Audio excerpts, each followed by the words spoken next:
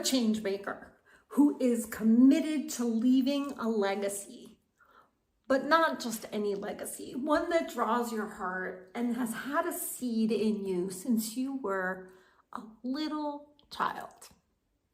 There's something that's been brewing in you, and it's been brewing with you from job to job to job. But when you actually get to work, the job, the motivation for which you took this position is not the motivation that keeps you at it day in and day out.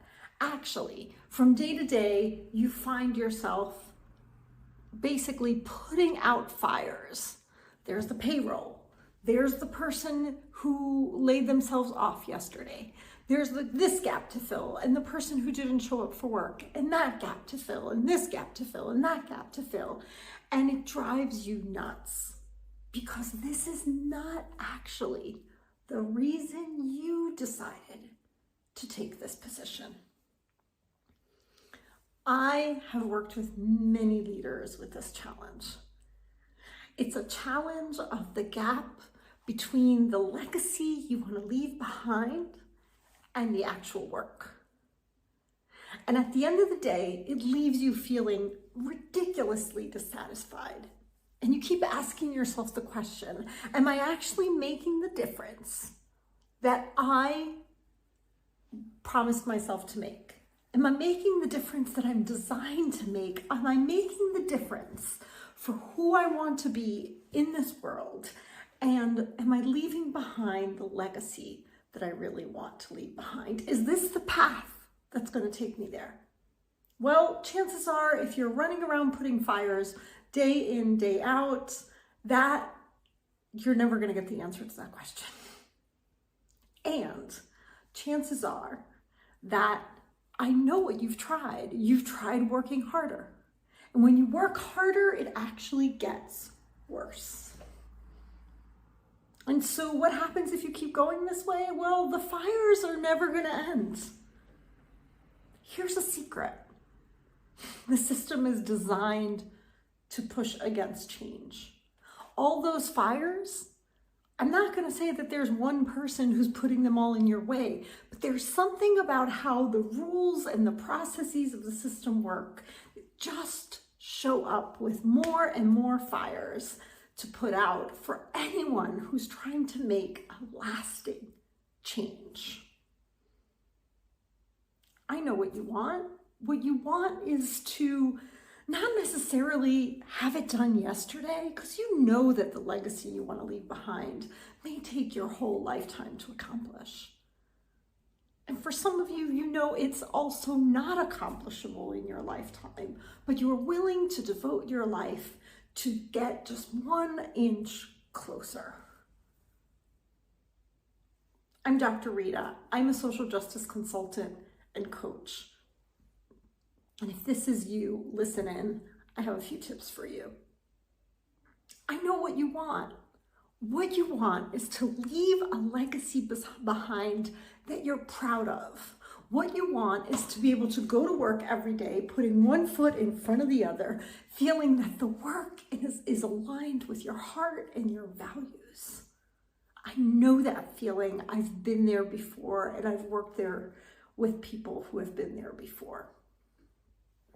So just putting out fires is not going to do it for you. Here are some tips for what you can do instead. This is my method. I call it PEC. Pause, energize, create. I suggest you spend an hour every single day at the beginning of your day. I know you have many things that are competing with it. If you have children, I recommend that you do this an hour before the kids get up. If you go straight to work, try doing it if you're in charge of your schedule at work, consider doing it your first hour at work.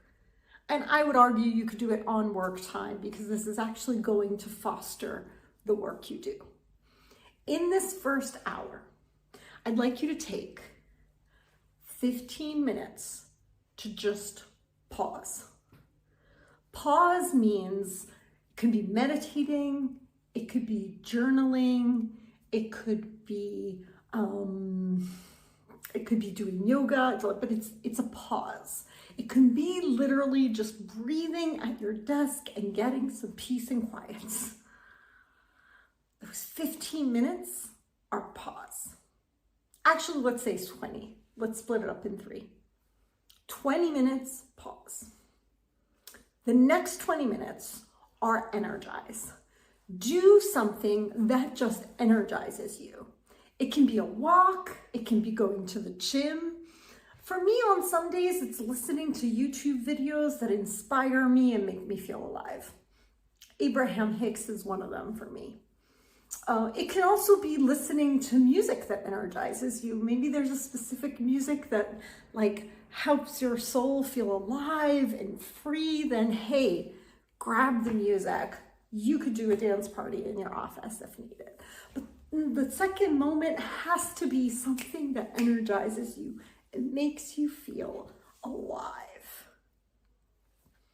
Step 3, create.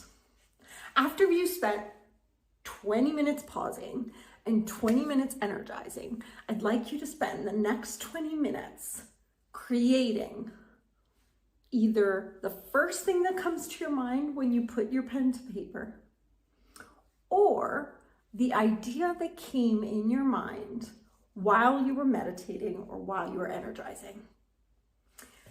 So this is where you need to get good at it. Sometimes our intuition works with just these fleeting seconds.